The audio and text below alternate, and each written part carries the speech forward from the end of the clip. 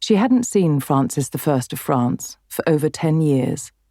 Her mounting excitement was palpable, as was her anxiety.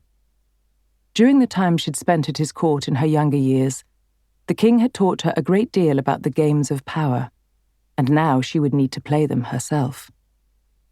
Would he recognize her? Would he support her and Henry, as she so desperately needed him to?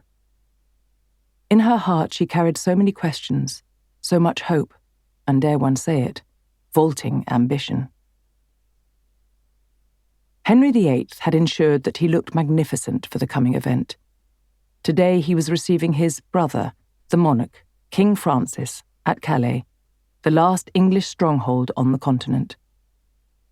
Wearing a golden robe adorned with diamonds and rubies, Henry was accompanied by his bastard son, Henry Fitzroy, and by the boy's mother, Elizabeth Blount.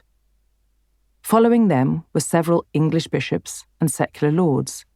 They had all travelled 3 or 4 kilometres outside of Calais to welcome the French king, who had organised splendid receptions and other events to greet Henry and his men in Boulogne-sur-Mer. The two kings embraced each other. "My good brother, welcome to Calais," Henry exclaimed. In noisy celebration of their arrival, 3 cannons were fired from the ramparts of the city's fortifications, and there were cheering crowds as people celebrated in the streets. It was, after all, an extremely rare sight to see 2 great rulers together in one place. Once they had entered the city walls, 2 lines of people formed, the servants and the guards of the English king. The servants were in red hats and fawn-coloured clothing, while the guards wore blue and red uniforms, holding halberds in their right hands. Henry VIII was proud of the welcome he had orchestrated for his longest rival and friend, and he guided Francis to his accommodation, known as the Staple, or the Hostel of Guise, before taking his leave. A square house with a high tower at its centre, it was big enough and believed to be prestigious enough to receive a king. The king's mistress, Anne Boleyn, had not taken part in the brief welcoming party. As soon as Henry had taken his guest to his house, he made his way to her, where she was staying with a dozen ladies in waiting, all patiently anticipating the role they would play in this royal encounter. After all, the 2 lovebirds had made the journey to France with only one real purpose: to obtain Francis's support and allyship for their union. That evening, a dinner was to be held, one which needed to follow the diplomatic protocols.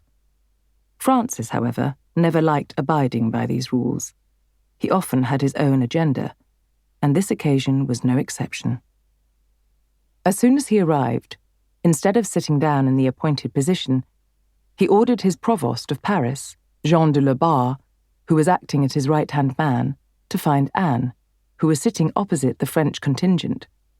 Jean was to offer her the present Francis had brought from Paris, a magnificent diamond, estimated to cost between 10,000 and 15,000 crowns.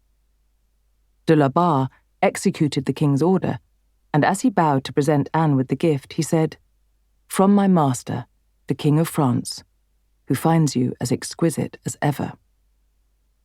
One can imagine Anne blushing, both at this unexpected gift and the compliment.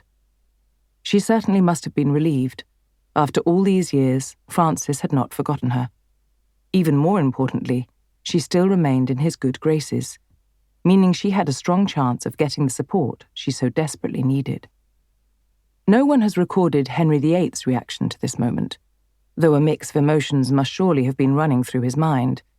Another man, another king, though not just any other king, a king who had spent 7 years at the French court with Anne, who was now offering a prestigious gift to his concubine. And not just any gift, but a diamond that could be perceived as more than a simple token of affection. Henry had to put all these thoughts to rest, however, as he was there to seek the support of Francis I. After all, his gift to Anne was also a token of the French king's good disposition towards England. Perhaps more than that, it was hopefully a sign of approval, and even a promise to vouch for Henry's union with Anne to the Pope.